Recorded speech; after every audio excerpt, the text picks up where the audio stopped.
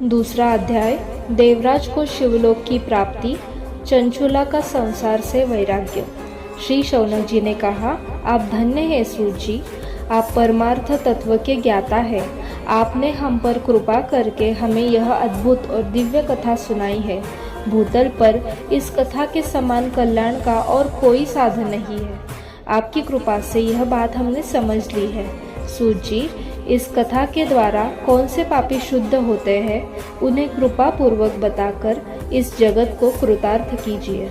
सूत जी बोले, मुने, जो मनुष्य पाप, दुराचार तथा काम, क्रोध, मद, लोभ में निरंतर डूबे रहते हैं, वे भी शिव पुराण पढ़ने अथवा सुनने से शुद्ध हो जाते हैं तथा उनके पापों का पूर्णतया नाश हो जाता है। इस विषय में मैं तुम्हें एक कथा सुनाता हूँ। देवराज ब्राह्मण की कथा। बहुत पहले की बात है। किरातों के नगर में देवराज नाम का एक ब्राह्मण रहता था।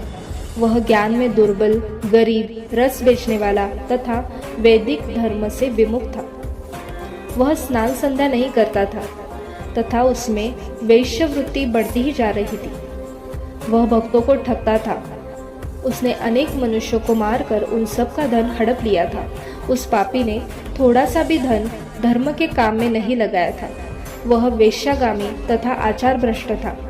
एक दिन वह घूमता हुआ दैव योग से प्रतिष्ठानपुर जूसी प्रयाग जा पहुंचा। वहां उसने एक शिवालय देखा जहां बहुत से साधु महात्मा एकत्र हुए थे। देवराज वहीं ठहर गया। वहां रात में उसे ज्वर आ गया और उसे बड़ी पीड़ा होने लगी।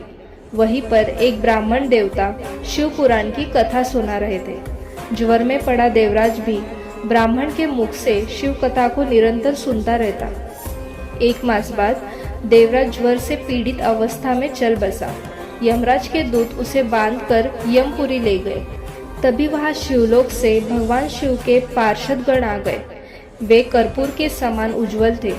उनके हाथ में त्रिशूल, संपूर्ण शरीर पर भस्म और गले में रुद्राक्ष की माला उनके शरीर की शोभा बढ़ा रही थी।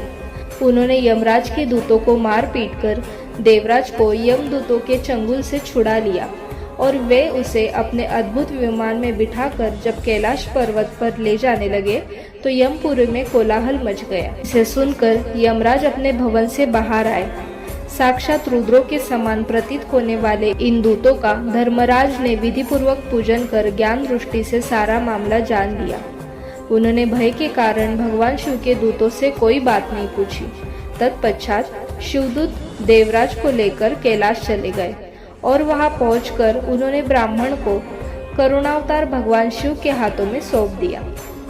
शौनक जी ने कहा, महाभाग सूत जी, आप सर्वज्ञ हैं। आपके कृपा प्रसाद से मैं कृतार्थ हुआ। इस इतिहास को सुनकर मेरा मन आनंदित हो गया है। अतः भगवान शिव में प्रेम बढ़ाने वाली दूसरी कथा भी कहिए।